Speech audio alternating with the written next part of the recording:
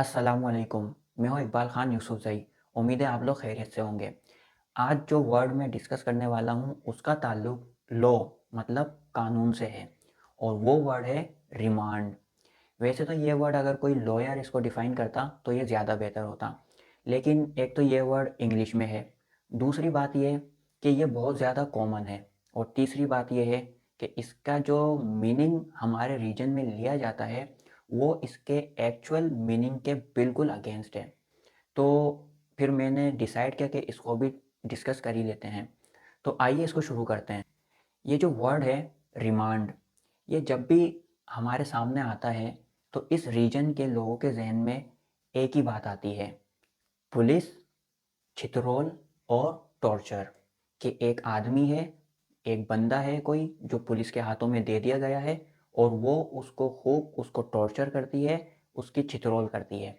ये इस रीजन के लोग इसका इस वर्ड का मीनिंग लेते हैं जो कि इसके एक्चुअल मीनिंग के बिल्कुल अगेंस्ट है। इस वर्ड का बिल्कुल भी मीनिंग टॉर्चर या छितरोल नहीं है और इसका इस बात से दूर दूर तक कोई ताल्लुक भी नहीं है।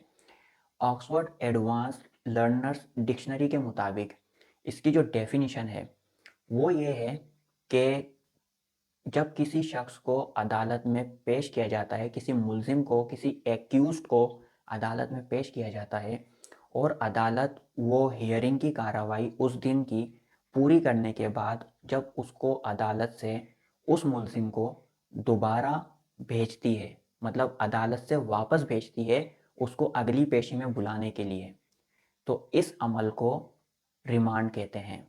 इसका मतलब बिल्कुल भी ये नहीं है कि उसको पुलिस के हवाले कर दिया जाए और पुलिस उसके ऊपर खूब तशद्दुद करे, खूब टॉर्चर करे।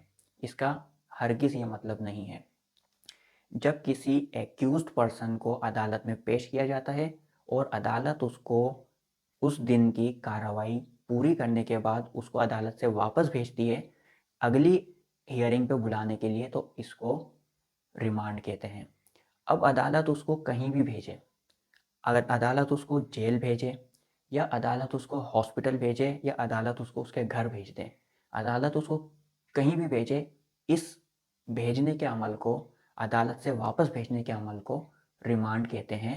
ये डेफिनेशन है ऑक्सफोर्ड एडवांस लर्नर्स डिक्शनरी के मुताबिक।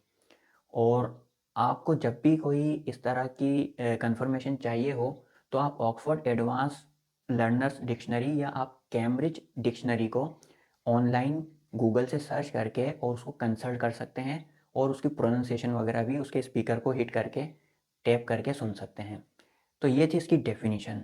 अब फॉर एग्जांपल अदालत अगर किसी को हियरिंग के बाद जेल भेजती है तो उसका जो सेंटेंस बनेगा इंग्लिश में वो इस तरह होगा, she was remanded to the prison. उसको जेल भेज दिया गया या he was remanded to the prison, उसको जेल भेज दिया गया। अब दूसरी एग्जाम्पल हम ले लेते हैं कि he was remanded to the hospital. अब उसको हॉस्पिटल रिमांड किया जा रहा है। अब आप ये बताएं, किसी बंदे को हॉस्पिटल रिमांड करेंगे तो क्या वहाँ उसको टॉर्चर किया जाएगा, उस पर तशद्दुद किया जाएगा? वहाँ तो उसका इलाज होगा। तो आप अगर अदालत उसको हॉस्पिटल भी भेज रही है तो ये भी रिमांड में ही आता है कि अदालत ने उसको हॉस्पिटल रिमांड किया।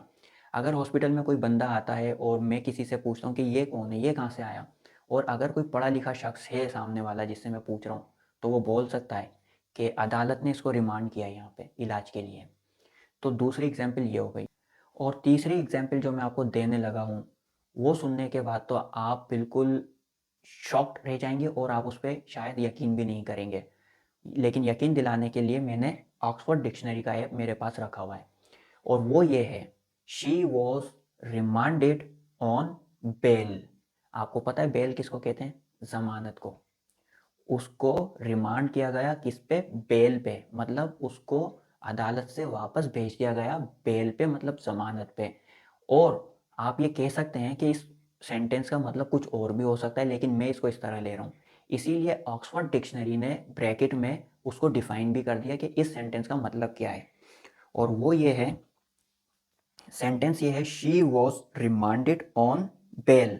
और ब्रैकेट में जो इसको इसकी डेफिनेशन लिखी है उन्होंने वो ये है, allowed to go free until the trial after leaving a sum of money with the court।